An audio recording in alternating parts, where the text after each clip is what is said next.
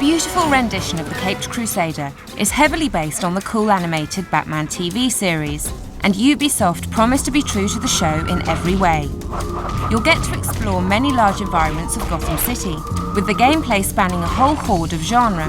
You'll find yourself fighting enemies, rescuing hostages, solving puzzles, and jumping from platform to platform to solve physical challenges. There's a nice blend of action and stealth, all set to a subtle and interesting ongoing story. You also get to play with all sorts of gadgets and utilities from the show. There are stun charges, smoke bombs, batarangs, the batscope, bat launcher, and a grappling hook that's lots of fun. Some of the weapons drop to a first-person perspective to make aiming easier, which is a great help. There are even 2 vehicles to cause havoc in, the ubiquitous Batmobile and also the Batplane, so there's absolutely no excuse for letting the Joker have the last laugh.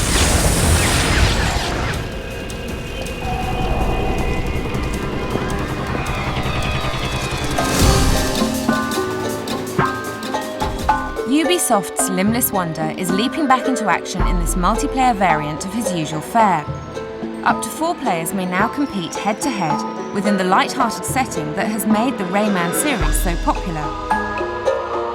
The game is set to bridge the gap between Rayman 2 and 3, and as such has no real plot of its own, but does offer you the chance to both race and enter the arena with the other characters.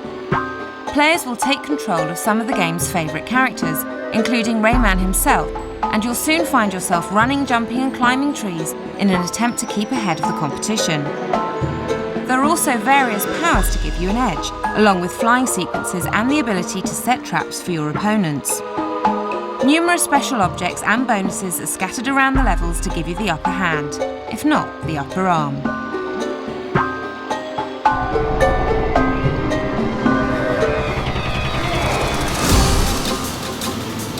Wipeout Fusion continues Sony's Wipeout series on the PS2, and it's a series that keeps going from strength to strength. The most noticeable improvement is the precision of the control system. The vehicle movement is perfectly in sync with the analog stick, giving a highly responsive feeling of control and making the twists and turns of the various courses a joy to navigate. All the standard aspects of the game are present. Weapon attacks, special attacks, and power-up boosts are all there. There are also 4 viewpoints to choose from, along with a rear view monitor, which you can use to check out the opposition, assuming you're in front, of course. The track designs are fantastic, a clear advance from the Wipeout tracks of yesteryear on PS1. The scenery is beautiful, and the courses are all huge with plenty of nice touches to keep you busy throughout the race.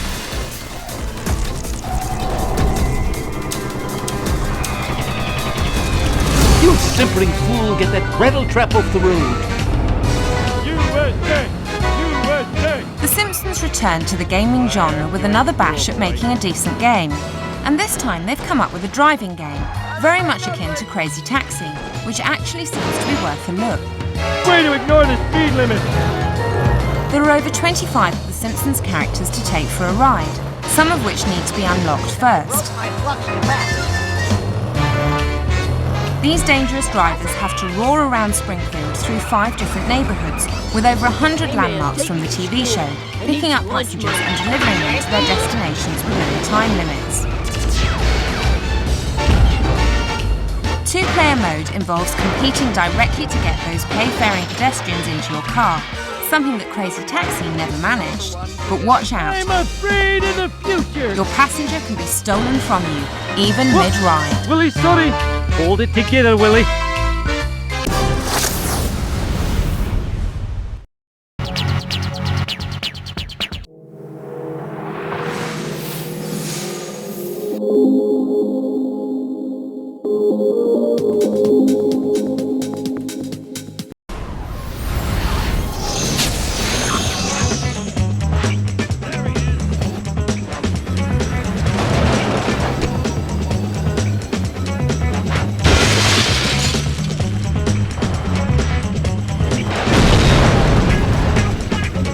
UK-based developer Criterion Studios are putting in a serious bid to compete with Activision's impressive range of extreme board sports.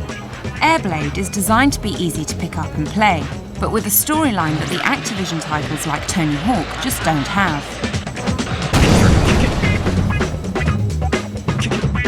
What's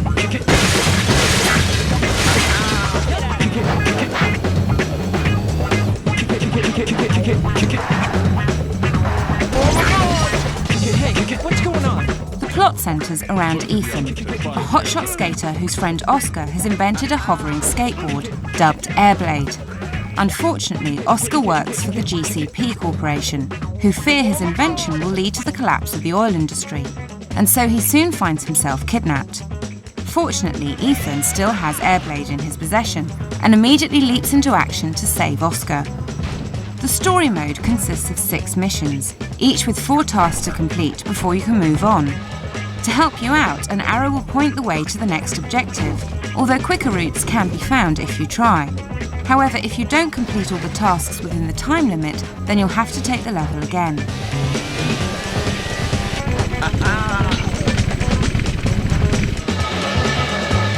The multiplayer modes include your basic head-to-head stuff,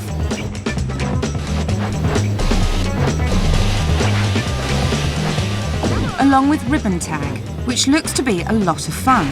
Here you must find the ribbon within the level, which then trails behind you, growing in length until your opponent takes it from you. The winner is the player with the most steals. Party mode allows up to 8 players to take part, each getting 1 minute to strut their stuff. The player with the lowest score is eliminated before the survivors enter the next round.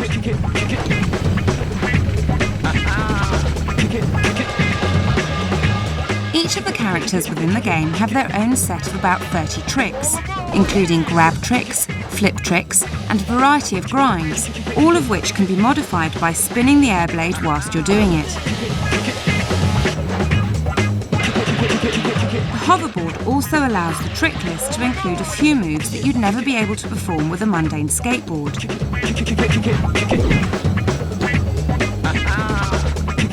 So get yourself ready to reach for the sky.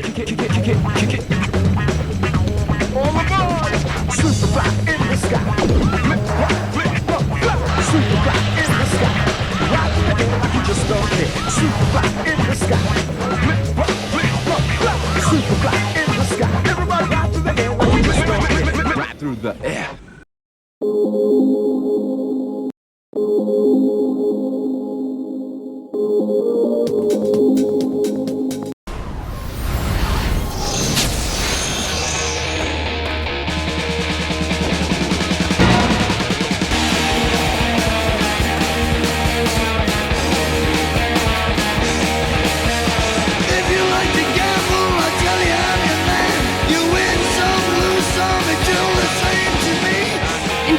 For next month's exclusive review, here's your chance to see what this 3rd instalment of Activision's fantastic Tony Hawk series will bring to the PS2.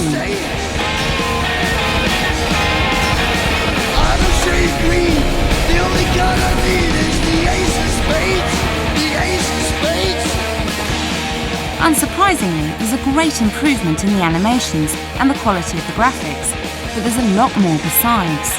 If you played the previous 2 games and think that a 3rd outing to practice your kickflips and grinds would be more of the same, then think again.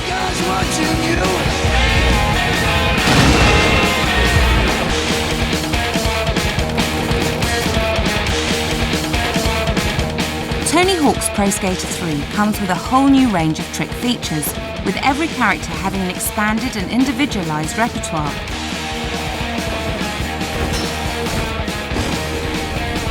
The level goals are also themed to suit a given skater's particular talents, requiring a vert skater to trick off some ramps, whilst a street skater must grind certain rails and hit the right gaps to complete the challenge.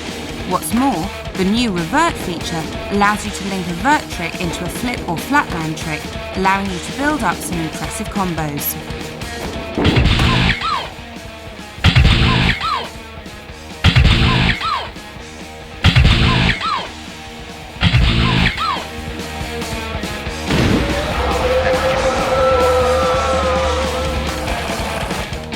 Level designs have been vastly expanded, and each comes complete with a series of level goals to provide you with an alternative to simple exploration and tricking. LA, for instance, challenges you to start an earthquake and stop some thieves. These 2 tasks are linked in that you need to perform the right series of moves to pull down the earthquake, which then causes the freeway to break up, trapping the car that you need to drop into the road below, stopping the thieves. Easy.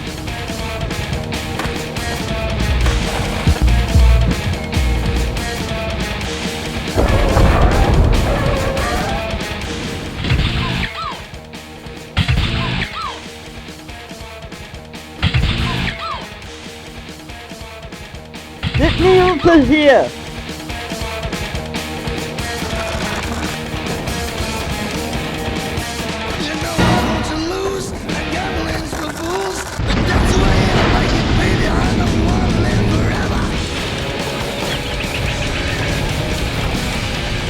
The various people populating the levels can also be interfered with, allowing you to stop and listen to them or help out with some of their problems, like getting Chuck unstuck and stopping the bully in Canada.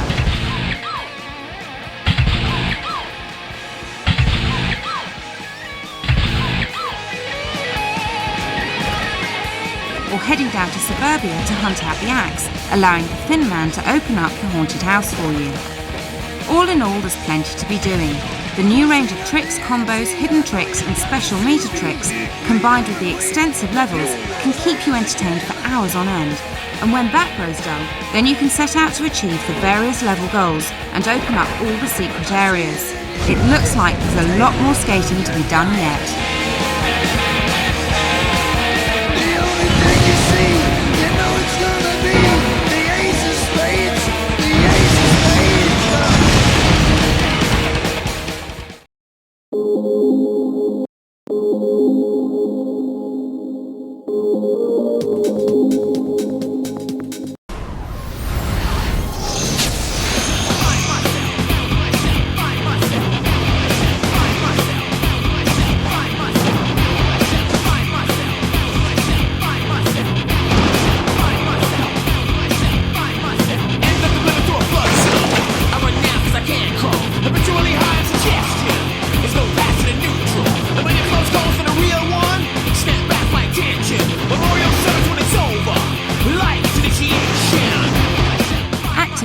Known for bringing us the awesomely successful Tony Hawk's Pro Skater series. But this is their first venture into the snowboarding market. To help them make the transition, they've enlisted the help of WEP, the developers of the Cool Borders series. So, just what have they come up with? The game engine is based on an enhanced version of the Japanese Cool Borders Code Alien game, but moving the emphasis away from the racing and introducing a heavy stunt element to the proceedings, making it feel more like a Tony Hawk game than a normal snowboarding game. The downhill course is littered with trick opportunities, with plenty of rails and branches to grind along, and the ability to go buttering as well. That's the snowboarding equivalent of a skateboarder's manual move. There are hundreds of different tricks to pull off, and the control system is identical to the one used in the Tony Hawk game, so you should have no trouble getting the hang of things. You also get level goals presented to you with each level, setting you all sorts of challenges, like finding hidden logos scattered throughout the course, nose pressing the water tank pipe, and even getting yourself photographed several times. You'll need to complete all of these tasks in career mode if you want to advance onto the next stage. Activision have also managed to license the use of many big names from professional snowboarding, such as the titles Shaun Palmer, as well as Tara Dakides, Ross Powers, Drew Nielsen and many more. These champions can be put to the test on a variety of courses, including Aspen, Kirkwood, Squaw Valley and Snowbird. The two-player mode is well worth a mention, with its novel push concept. The more impressive your performance compared to your opponent, the more of the screen you get to yourself. If you manage to outdo them significantly, then you'll push them right off the screen.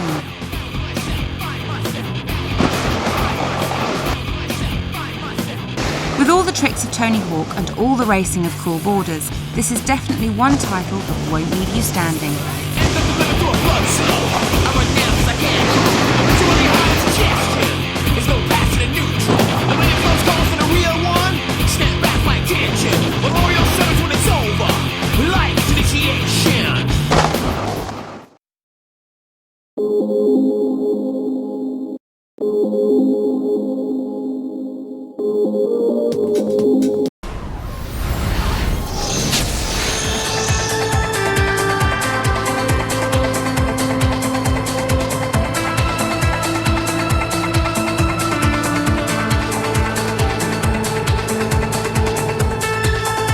World Rally Championship aims to be the best rallying simulation to date. With the full WRC licence, developer Evolution has recreated all the cars, teams, drivers and locations of the real event.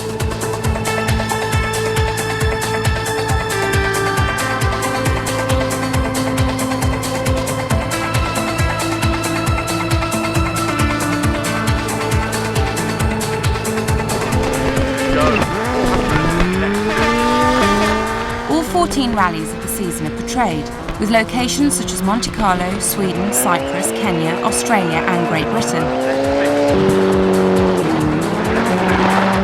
These rallies consist of over 70 stages, all of which have been accurately designed using satellite terrain information.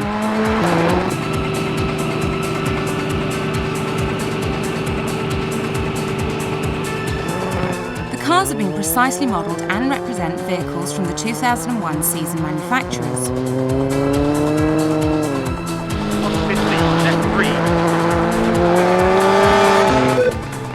You'll see motors from Peugeot Sport, Subaru World Rally Team, Skoda Motorsport and the Hyundai World Rally Team amongst the crowd. The interiors have also been faithfully rendered in full 3D, along with the driver and co-driver who are both fully animated, making note-reading motions and displaying violent reactions to crashes.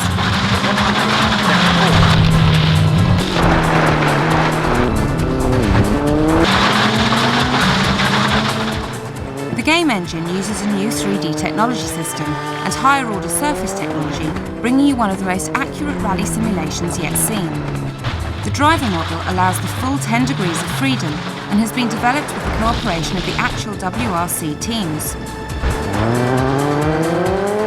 The damage model is impressive as well, allowing complete deformation of the vehicle relative to the damage incurred, which all impair the performance appropriately, along with a progressive build-up of mud, dirt and dust as the rally goes on.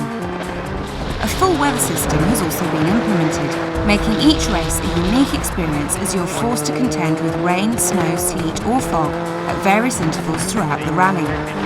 You will of course get to see all your favourite rally drivers make an appearance, with showings from Tommy Mackinnon, Richard Burns, Colin McRae and Juha Kankkunen, all nicely modelled with respectable likenesses.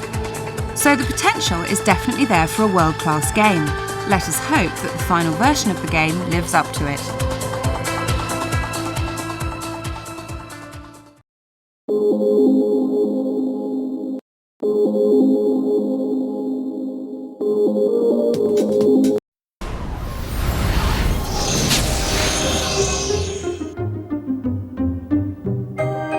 Capcom Digital Studios are treating us to a blast from the past in this fantastic homage to the platform games of old. Maximo may not be a sequel to Ghosts and Goblins, but it sure owes it a lot of its ancestry. Maximo himself is working on behalf of the Grim Reaper. It seems that some dastardly villain has concocted a plan to dig down to the underworld, causing unprecedented seismic disruption in the process. Naturally, Death isn't impressed at someone invading his realm, and it's up to Maximo to put a stop to it. The game comes with plenty of personality, with Maximo having a wide selection of animations, including lots of different attacks, a somersaulting double jump, booting open chests and getting his sword stuck in trees. Newcomers and old fogies alike will love this return to those simple old days of hack and slash. With jaunty graphics, good, fun gameplay and a quirky sense of humour, you'll soon be raising hell once more.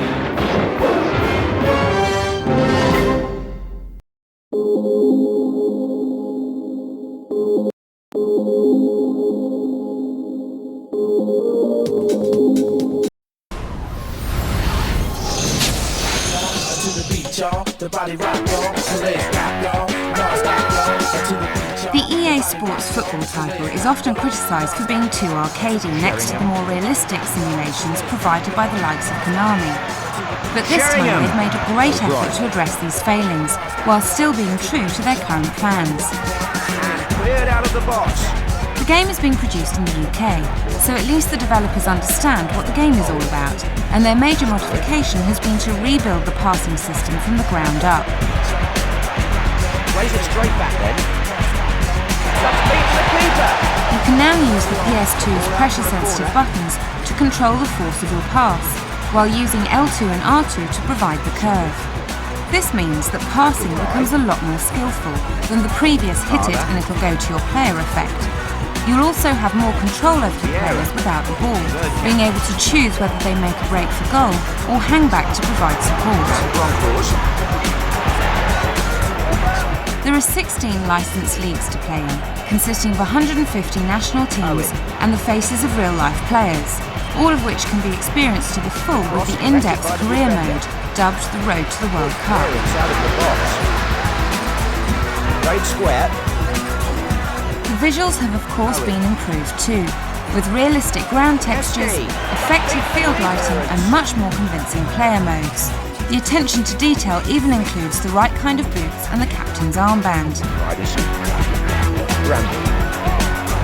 FIFA 2002 looks like a game to watch out for, having a more mature approach than the previous titles, but still being a fun game to play.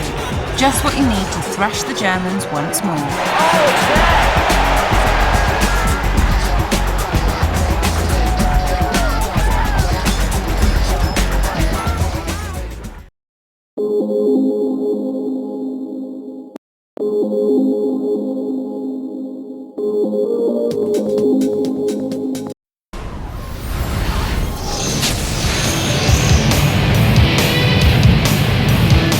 In 1986, we were introduced to exhilarating displays of aerobatic combat in the hit movie Top Gun.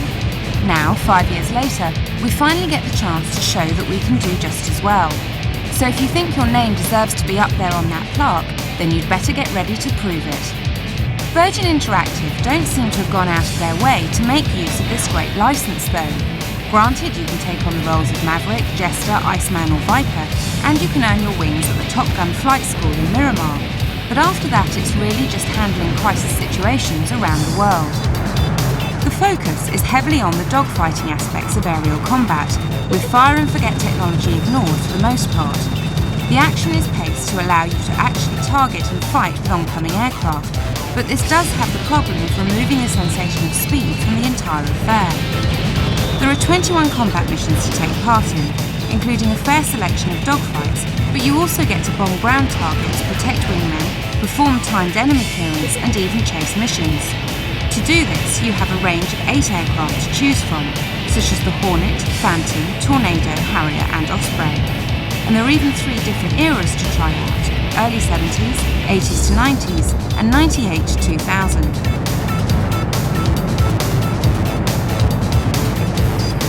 Piloting itself takes some time to master, and you'll find that you spend the first few attempts overcompensating for various turns, followed by a quick crash and burn. But once you get the hang of the thing, it's a very satisfying experience to know that you'll soon be up there with the best of the best.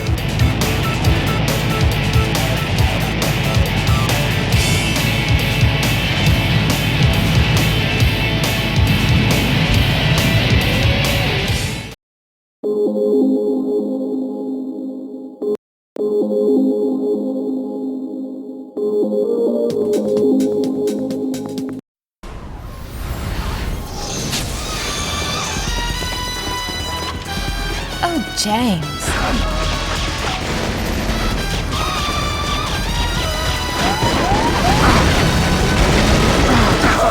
The 007's trademark cliches first graced our August issue when James stylishly took more bullets than a secret base full of evil henchmen.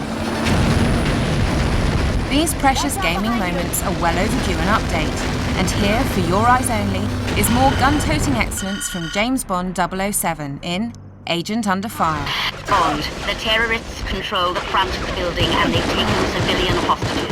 You'll need to take an alternate route to ensure their safety. Freed from the constraints of a specific movie, the designers have been able to draw more strongly from the rich panorama of quintessential 007 moments. The story is, of course, all new. Your nemesis is evil mastermind Malprave, the inevitable domineering psycho who heads up a massive criminal organisation, and his plans for taking over the world are particularly cunning. Building himself an invincible army of evil clones, Malprave creates familiar baddies and Bond babes from various periods. The character modelling and animations are fantastic, and with realistic voicing, there's a truly enjoyable aura to it all. always, nothing seems to go to plan for the suave 007, as dodgy-looking henchmen swoop in and start peppering you from all angles. Cutscenes kick in at key points to outline Bond's mission objectives, and generally the levels allow you a bit of freedom in your choice of approach. So if stealth is your bag, baby, then go for it. You will provide further instructions upon your arrival.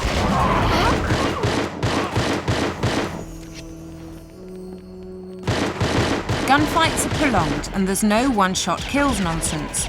There's no life bars to clutter up the screen, and they only flash up when you really need them.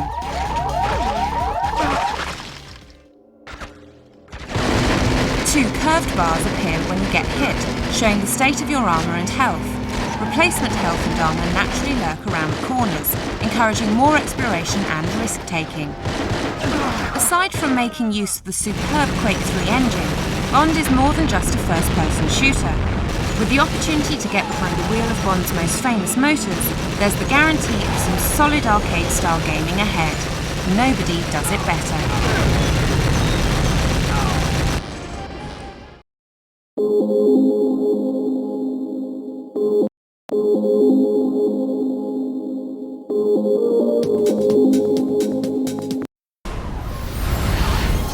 According to this, your track record for spreading evil is pathetic.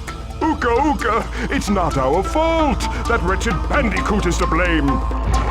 Crash Bandicoot is returning in his latest outing, bringing you a gorgeous restrained 3D environment, filled with beautiful high-resolution graphics and with more gameplay elements than ever before. The plot is as simplistic as ever, with Crash's arch-nemesis, Cortex, dedicating his time to taking over the world. To achieve this, he's built himself a genetically engineered super creature, eloquently named Crunch. This monster is not at all fond of our favourite Bandicoot, but does require energy to function. So Crash and his friends are out to gather up all the power sources before he can use them. There are over 30 levels to jump, spin and dodge your way through, and for the first time you can fill the shoes of Crash's sister, Coco. This pair get to play with a whole fleet of vehicles, with Crash taking to the skies with gliders and helipacks, scooting about in a jeep and piloting mechs and subs. Coco shows off with her mini scooter, snowboard and even a starfighter. Shoot them down! It looks like Neo's using them to make the tornadoes! As you can see, the visuals are as attractive as ever, with some lovely animations, even just watching Crash idle around waiting for you to do something. It may be simple, it may be light-hearted, but you can't have intense drama and action all the time.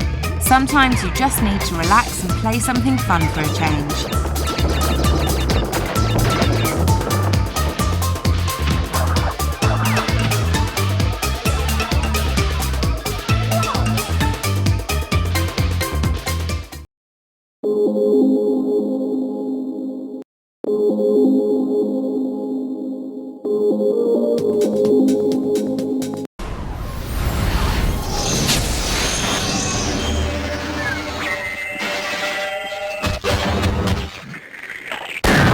PS2 owners are already rejoicing at the mass exodus of PC titles landing firmly in their laps this year. And with Valve's Half-Life masterpiece looking set to equal the phenomenal PC version, this could be gaming greatness at its very best.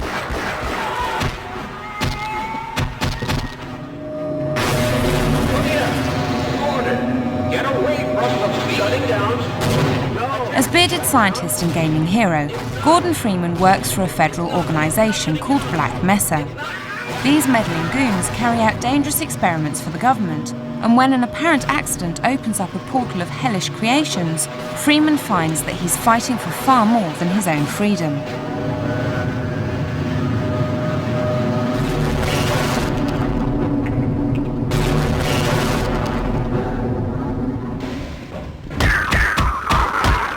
Half-Life's real innovation is the way that plot, atmosphere and cinematic set pieces collide together in a truly mind-blowing way. The PS2 version looks sharper and much higher in detail, than its PC counterpart, with all the lighting, environments and character animations smoothed out to look their very best.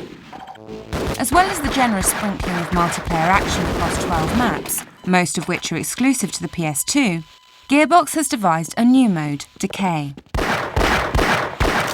So I guess today is the big day, huh? This cooperative mode offers new multiplayer maps and bonus missions as an incentive. I just hope everything goes well today. There's even a secret mode allowing you to play through the game as an alien slave. Shutting down. No. Tempted? Well, you should be. This highly acclaimed 3D shoot-'em-up hits the shelves around November.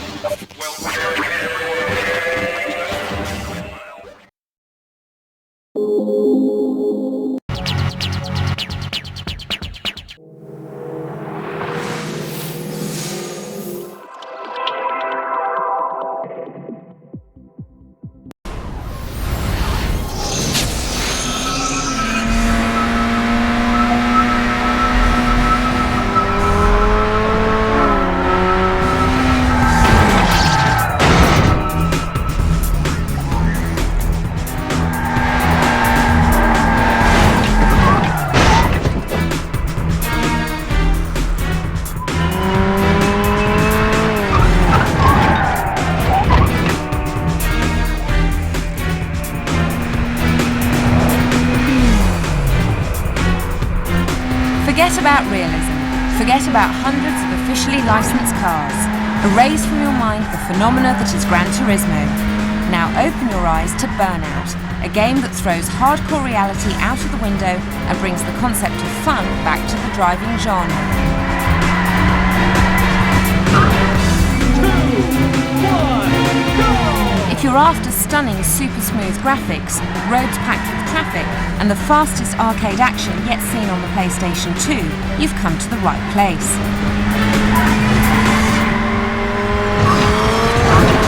Burnout takes us back to the sheer thrill of high-speed racing, dodging through packed traffic, executing stunning power drifts, weaving past oncoming cars and lorries.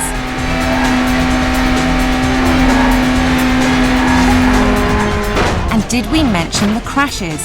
This is one of the standout parts of the game. Just one tiny error can result in the most spectacular pile-ups yet seen on a PlayStation 2 game. Smashing windscreens, crumpled bodywork, it's all here. The extent of your crash is even measured by the scale of the bill facing the insurance company.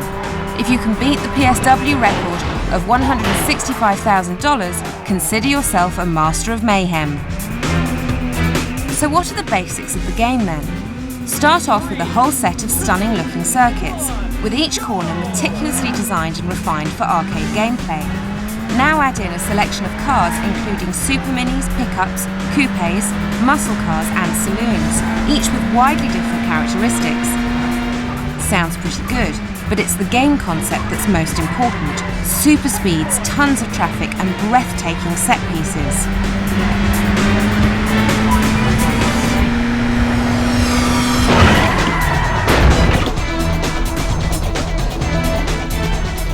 This game is a real gem, packed with stunning visual effects, some wonderfully designed levels and gameplay that provides a real adrenaline rush.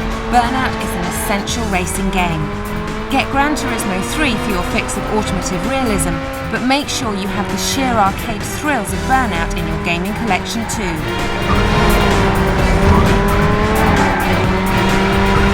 The final word, essential.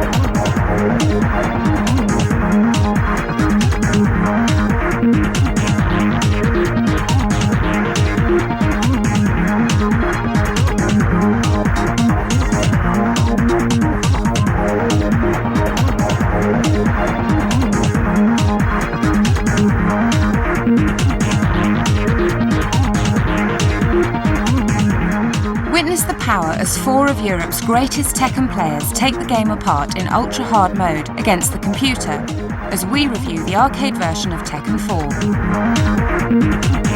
Considering that this game isn't going to be available for the PS2 until well into 2002, there's no excuse not to go to your nearest arcade and play the game now. You're in for a treat. Round 1. Fight. For a start, the game has been totally redesigned since the last game in the series, Tekken Tag Tournament. The game now features far more realistic graphics with a huge upgrade in visual quality. This means more detailed fighters and truly 3D backgrounds.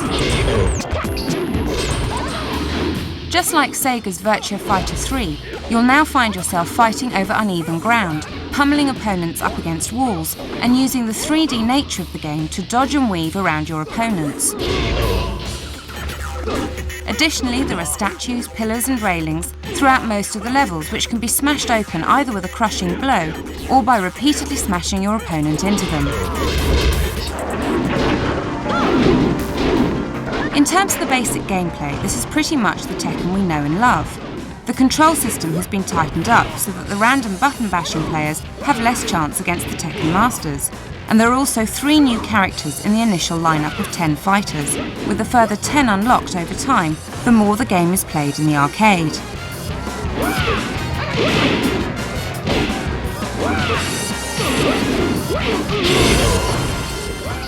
In terms of the new challengers, Christy Monteiro is the easiest fighter to get to grips with, boasting moves and techniques very similar indeed to Eddie Gordo from Tekken 3.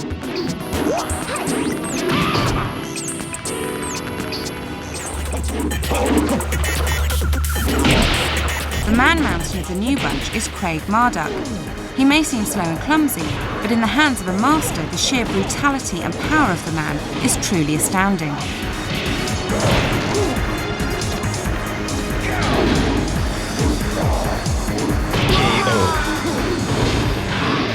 And finally we have the British Bulldog boxing master Steve Fox. Armed with his vast array of different stances and pugilistic techniques, he's very tough to master, but very flexible and powerful in his fighting prowess. The majority of the old Tekken characters are back in the gang, and armed with new moves, combos and techniques. You'll see the bestial wrestler King even capable of performing the rock bottom technique, beloved of the WWF's most famous wrestler.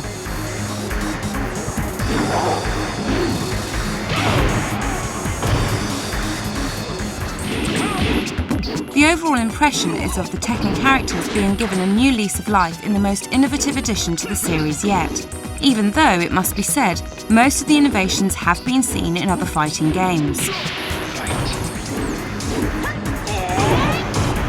The game is based on System 246 technology, which is essentially PlayStation 2, enhanced to cut out loading times and interface with arcade cabinets.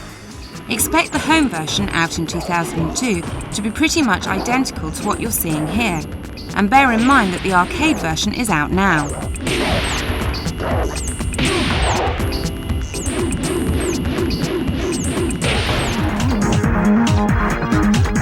Why wait until 2002 when you could be playing Tekken 4 now? Get going.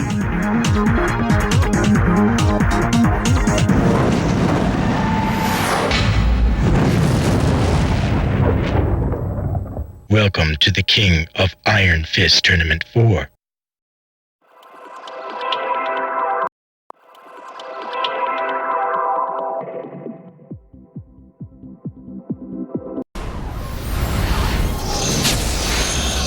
At Neodyne Industries, we have successfully completed a global network consisting of 64 satellites. The project is named Starline Network. This is a monumental achievement. Hey, Mike, Starline will unite the world. I don't think so. Time Crisis made its mark on the original PlayStation by introducing such novel elements as dodging to the light gun genre, giving it some element of strategy, albeit a simplistic one. Now the sequel has finally arrived on the PlayStation 2, and this is the actual arcade port, identical in pretty much every detail.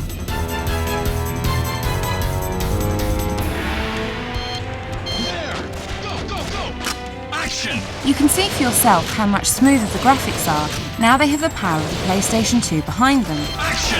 And alongside all the arcade levels, Namco has thrown in several new ones designed specifically for Sony's machine. Action! Story mode offers the usual formula of duck and cover scenarios to set the barrels of your trusty G-Con 2 ablaze. As heroes, Keith Martin and Robert Baxter take down wave after wave of military menace in search of the elusive wild dog. Our only criticism of this awesome title is the criminally short amount of levels on offer in story mode, but with the biggest improvement saved for multiplayer gaming, Namco really has delivered.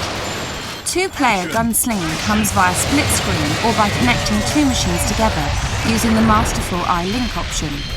Both players take different paths through the levels. If one of our heroes starts to make a hash of things, the other guy is going to have to start picking up the dead weight. There's also some interesting game extras tucked away, such as the original arcade coin-op target shoot and the chance to try out your fast draw and quick aim skills, if you think you have the skills to pull it off. Action! But if you can't find the friends, but have managed to get your hands on a pair of light guns anyway, then you can always take them on John Woo style with a pistol in each hand. Action! For owners of light guns everywhere, it's time to get your guns out the cupboard, gather your friends, if you haven't already shot them all in the back, and get into the heart of the best gun-toting action available.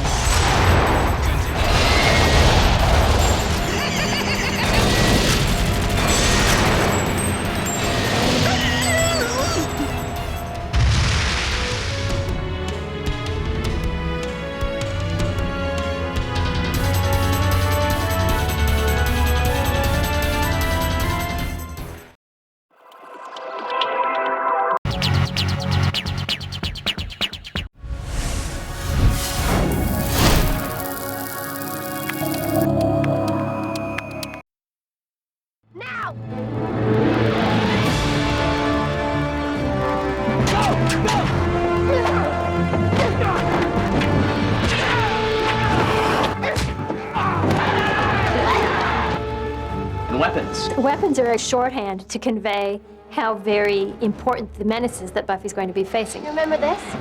I took it from Faith. You want to get it back from me? Dick.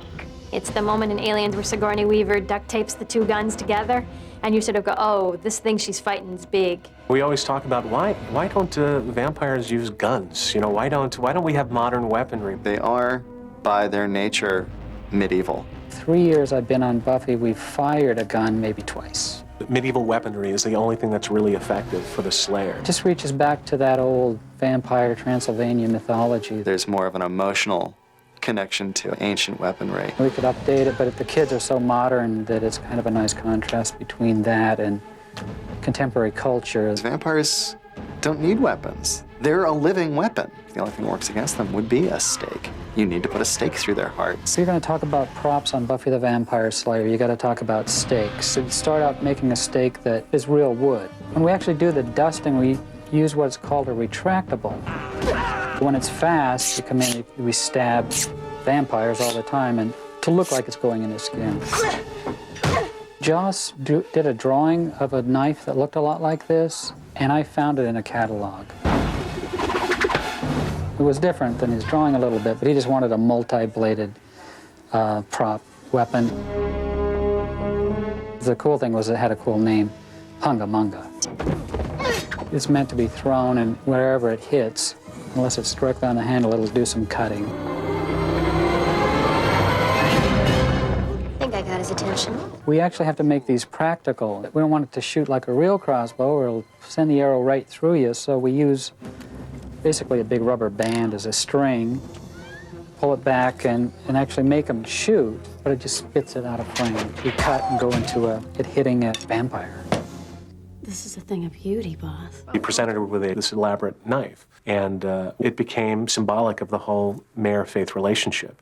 Weapons often reflect the character who uses them. A knife is a weapon where you need to be face-to-face with your enemy in order to kill them. It's a much more direct weapon.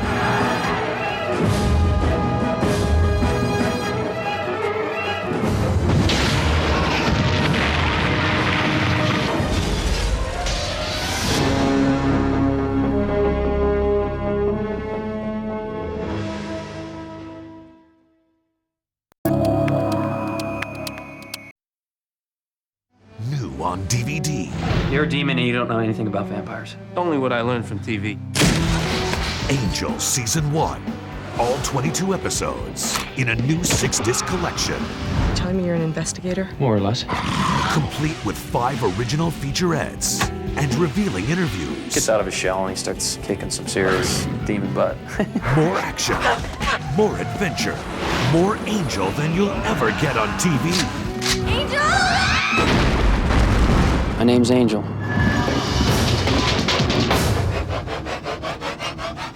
I was born 244 years ago in Ireland. A small town, good family. It's a son I wished for. A man. Instead, God gave me you, a terrible disappointment. 27 years into an unremarkable life, I met a woman. She told me she could show me a world I'd never seen. Close your eyes.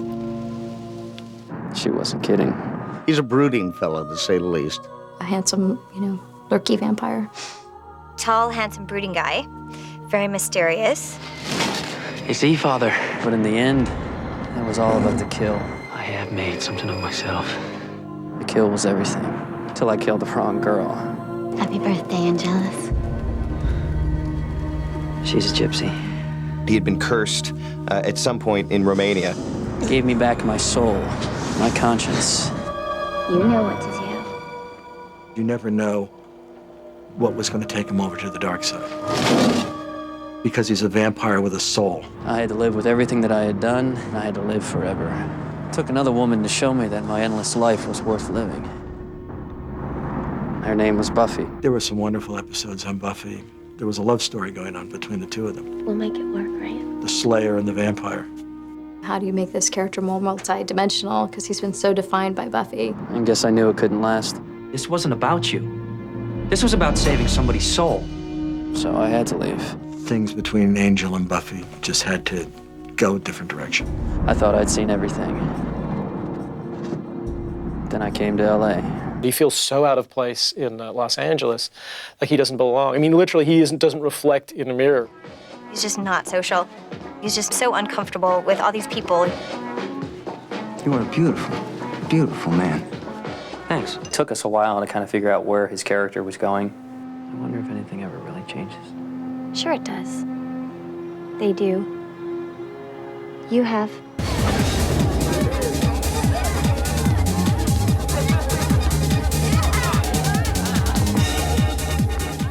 Gets out of his shell and he starts kicking some serious demon butt.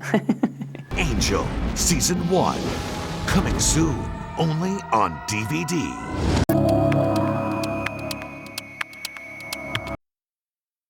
Now, for the first time on DVD, experience the entire 3rd season of The X-Files. What more is there to know? With exclusive features, deleted scenes, and an all-new documentary. They just found your bleeping UFO.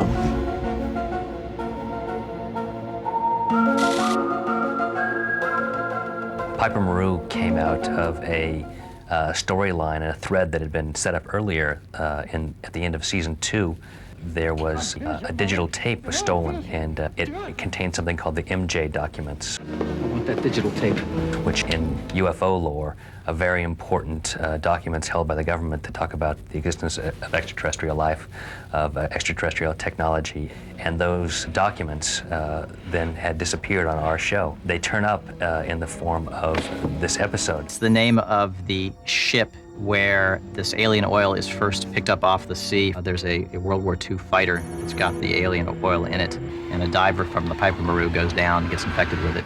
I had something I had been wanting to do since the beginning of the show, and I wanted to see a World War II pilot at the bottom of the ocean in his fighter pounding on the glass of his cockpit.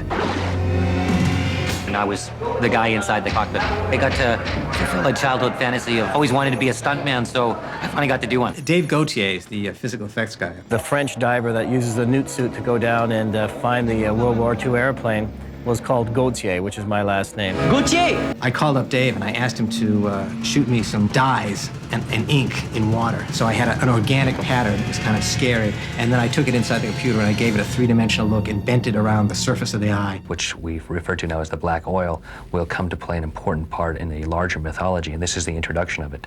That there is something alien that isn't a little green man or a little gray man was something new to the show, but it expanded the mythology. Piper Maru is actually the name of Gillian Anderson's daughter. Which, funnily enough, also means ship in Japanese. The ultimate DVD collector's edition of The X-Files.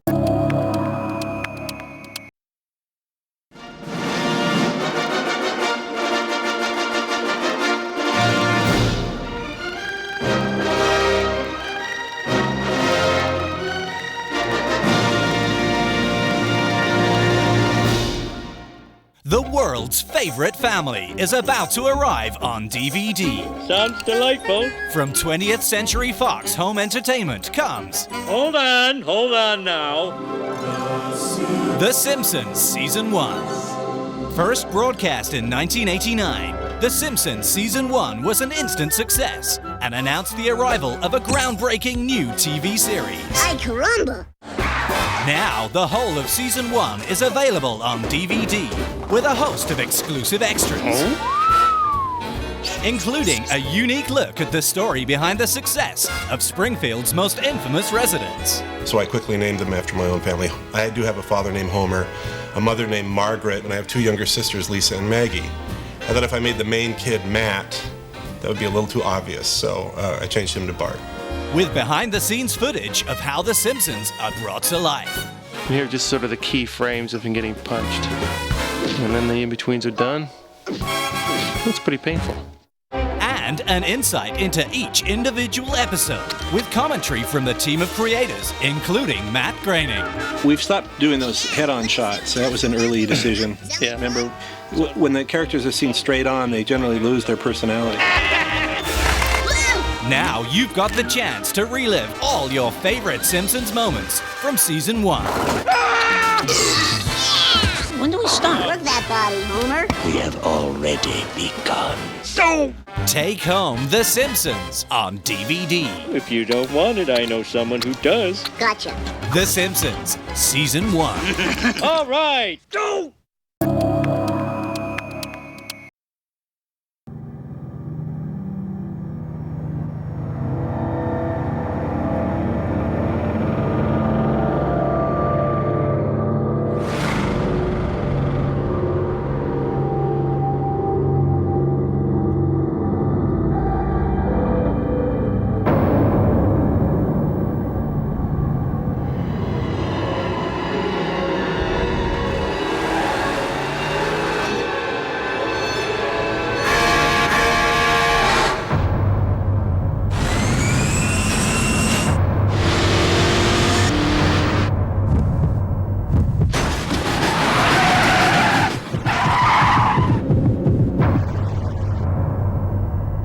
Got something it likes.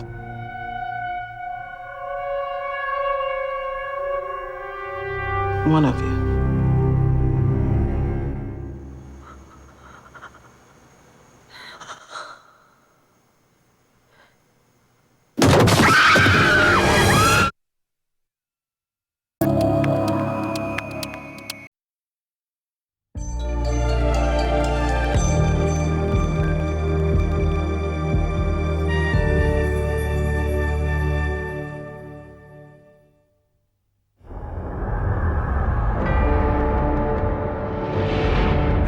Precisely where we are and what we can do. Who damns my mother for bearing daughters instead of sons? We shall see what devices this perverse mind is breeding. You're a duke's son. You have duties, responsibilities. How could I ever forget? Put some spice in each one and send them to the Baron on Katie Prime.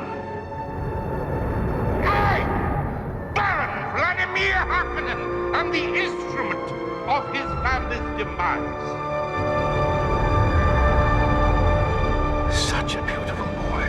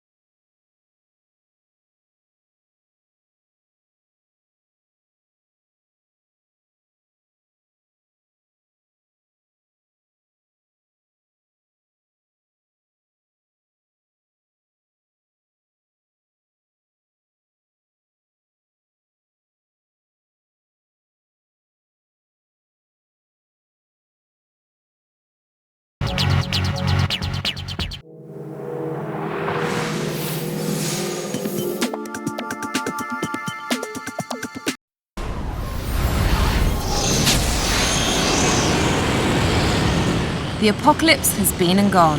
Mankind has rebuilt and in the process has developed an exciting new form of jet propulsion.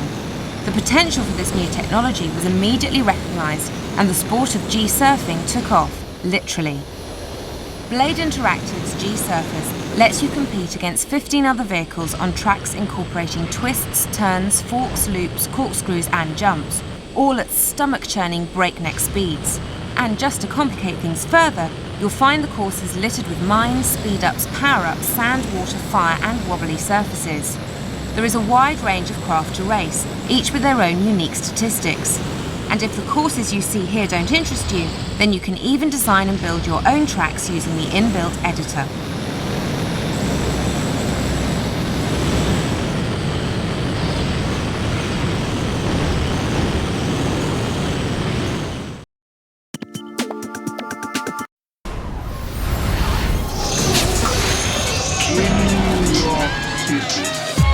One of the most popular scenes from the Fifth Element movie was the flying taxi sequence, and now you can try flying through the canyons of New York skyscrapers for yourself with NY Race from Callisto Entertainment.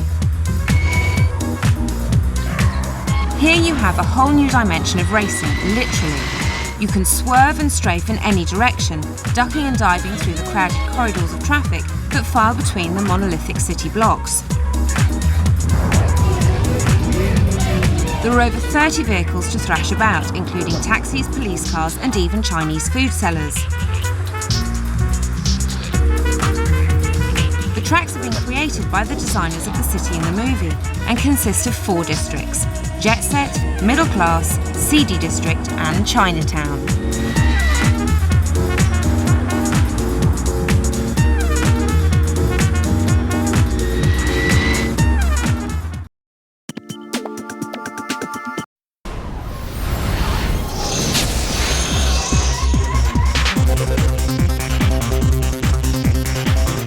Eidos Interactive have managed to get their hands on the officially licensed Kawasaki jet ski game, featuring Jet Pilot branding. So prepare to take to the waves, jumping and racing your way around this beautifully rendered aquatic challenge.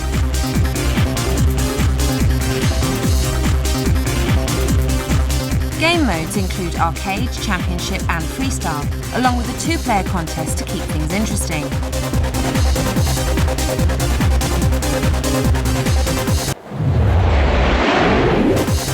And the courses generally consist of some beautiful scenery, featuring locales such as Venice, Norway and Florida, with the waves being used to get around the courses full of ramps, sandbars and buoys.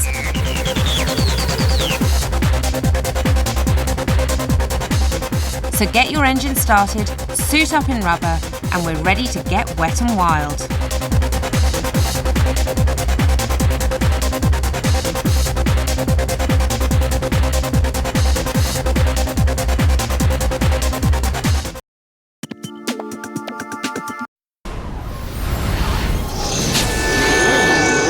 F1 game is back with its annual makeover in full swing. And as you'd expect, you get the full range of 2001 seasoned drivers, cars and teams.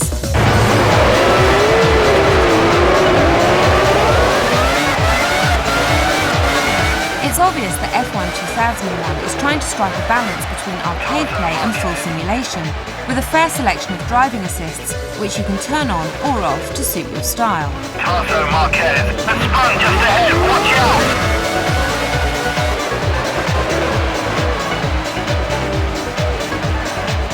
And the pit stops have received special attention this time around, with the quality of your crew being linked to your own performance. If you keep screwing up, then so might they.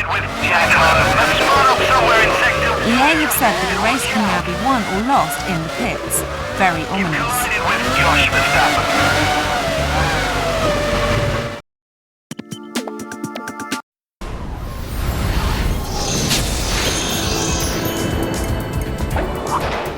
Klonoa's sequel is bouncing onto the PS2 and hopefully it'll make a bigger splash than its predecessor managed on the original PlayStation. Klonoa, the Dream Traveller, has been dreaming about a plea for help.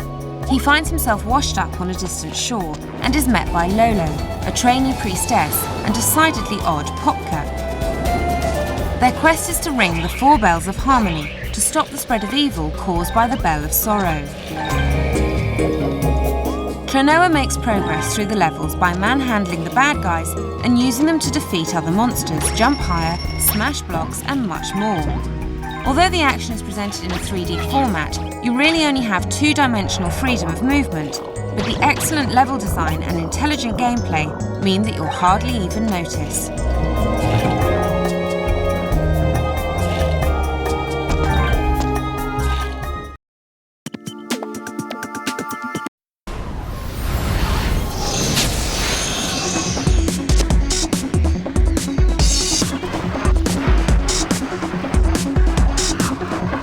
The best just got better. SSX is back, but now with more tricks than ever. There's a whole new range of tricks, including some impossible but spectacular stunts involving losing contact with your board. Perform the tricks well, and you can access the Uber tricks. But if you do the Ubers well, then you can now perform the fantastic Super Uber trick. The two dullest characters have been dropped, and the other racers have been fleshed out with personalities portrayed in small clips throughout the game. There's now a grudge gauge during the race, which keeps track of growing hostilities and affects the way other racers treat you as well. Front side 180, backside 180. Those winter slopes will soon be hotting up.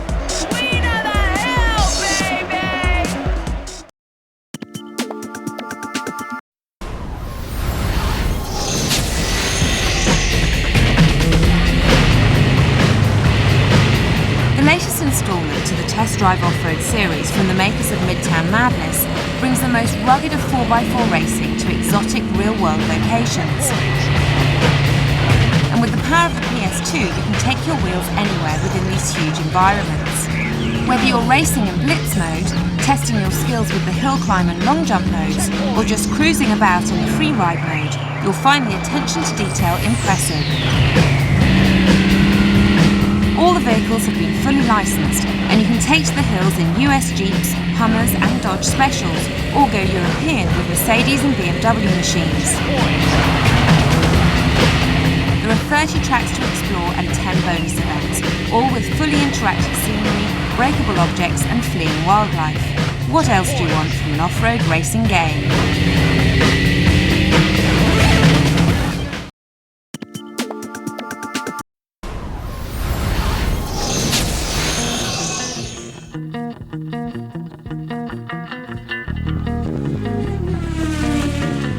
Based on the recent film of the same name, Driven plunges you into the dangerous yet seductive world of open-wheel racing.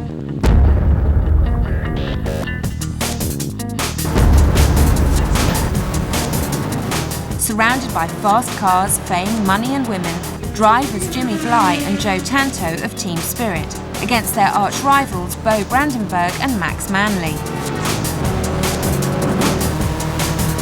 There are 8 teams to choose between with 12 drivers, all of which have their own strengths and weaknesses.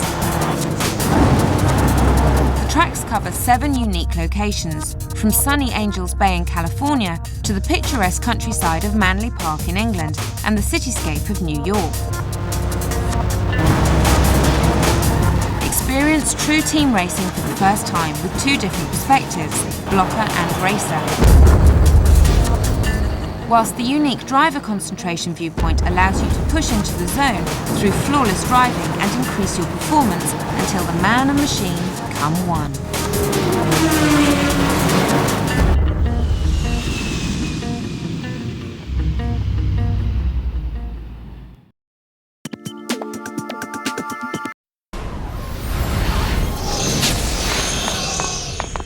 The Mummy Returns has a lot of ground to make up after the results produced from the first movie. Oddly then, Blitz Games have gone for the same 3D platform genre as the original, but at least they've improved the graphics, gameplay and added some nice innovations. Following the plot of the movie, you must race from the halls of the British Museum to the lair of the Scorpion King in Egypt, passing through 12 levels and over 30 different enemies. The most interesting feature is the option to play as either the hero, Rick O'Connell, or as the villain of the piece, Imhotep. Rick comes with a variety of guns to aid his cause, and in times of trouble, he can call upon the assistance of his friend, Ardith Bey. Imhotep faces a slightly different variety of levels and fights his way through using a number of bizarre spells. and if he finds himself suffering, then he can call upon the help of his love interest, Mila. It's some sort of ancient crypt.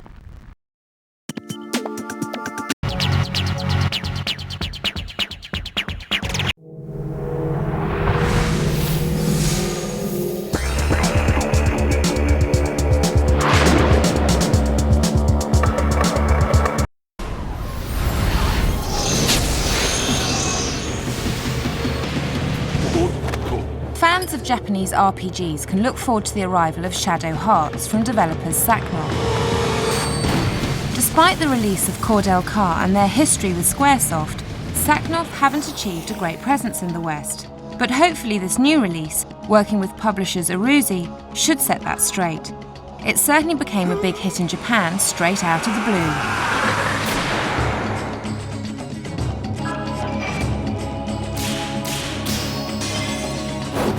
The hero of the piece is actually one Ermnaf Bort Hyuga, a half-Russian, half-Japanese individual who was raised in China.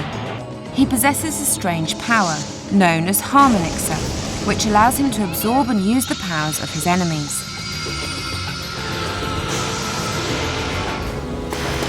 The most exciting and novel new feature that Shadow Hearts brings is the introduction of the Judgment Ring.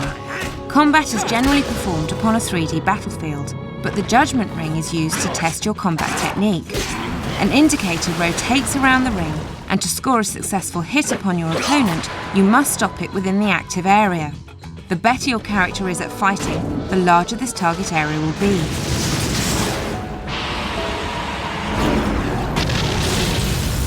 With the fantastic graphics of the PlayStation 2 at hand, and Saknov's impressive rendering skills, the game looks to be a visual treat. So get ready to join Ermnaf and Aris on this strange and disturbing adventure as they investigate the tangled mystery before them.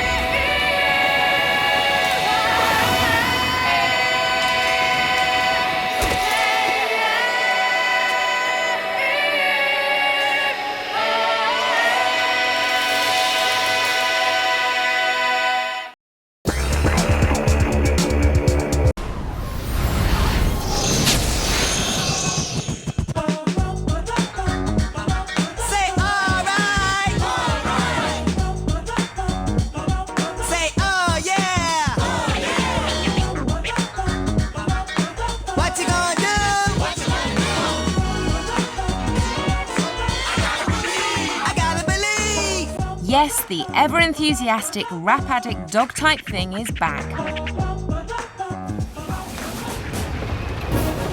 Last time we saw this bizarre little character, he was strutting his 2D stuff to try and win the love of his sweetheart, Sunny Funny. This time, our visit to PaRappa Town is marred by the sinister presence of the Noodle Gang. These dastardly miscreants have the power to turn foodstuffs to noodles, which is obviously a terrible thing. PaRappa has to endure so many of these noodles that he makes the unforgivable mistake of being sick to death of them when Sunny Funny serves them up for him as well. So there's only one thing to do. He must rap the Noodle Gang out of town. They'll say it's an addiction. Form it, suck it, I know you all like it. Slurp it, suck it, I know we all like it. Smell it, taste it, pasta in the market. Smell it, taste it, fruit in a basket. Getting worse.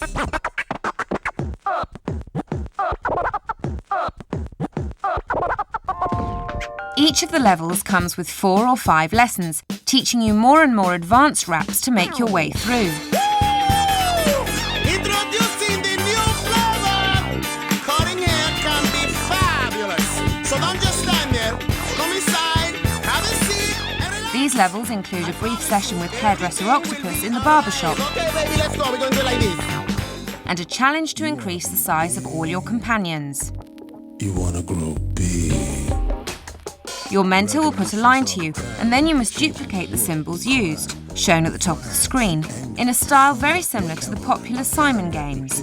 Get the sequence right, and with the right timing, and you'll soon find yourself being encouraged. Get it wrong, and the criticism comes hard and fast. Sir Patty's Bounty Grill. Getting worse. Let's begin. You'll also encounter bonus games, such as this encounter with Chop Chop Master Onion, where you need to press the corresponding button to the targets held up for you. If you manage to keep up all the way through, then you'll find the final stage with the whole crowd present to spur you on. Complete this and you'll start to unlock the game's other features, like this 2-player battle mode. What's that sound? Who that be? So get your rapping hat on and get down to PaRappa Town to face down that encroaching noodle menace. Is everybody ready to do this? Well, come on, let me hear you say ho! Say ho, ho, ho! Say ho, ho, ho!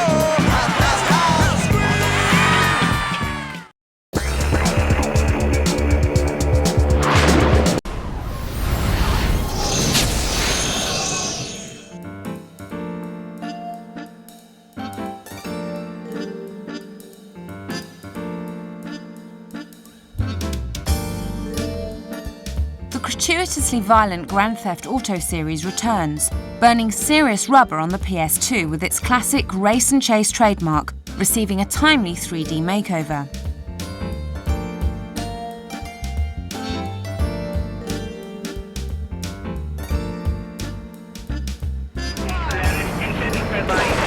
Overcrowded with cops, robbers and victims aplenty, GTA 3 combines the finest moments from its popular series to deliver a drive-by shoot-'em-up rollercoaster ride through the grimly realistic Liberty City. The game's biggest area of improvement is the out-of-car sections. Playing from third-person viewpoint, it's far more gung-ho and bloodthirsty than ever before, with a vast selection of authentic weaponry and over 50 different vehicles awaiting your lethal touch. With realistic day-night cycles changing time-dependable elements, missions might require you to steal cash-laden security trucks, carry out a few jobs for the mafia, or generally waste the most dangerous goons in the vicinity. There's even an ongoing narrative throughout, involving your best mate 8-Ball, which links all the missions together. Wait here, man, while I go in and talk to Luigi. Finally, GTA 3 really does feel like a proper driving game, rather than a wacky racer with guns and gore. It's two impressive-looking games rolled into one, and it's what we've been waiting for.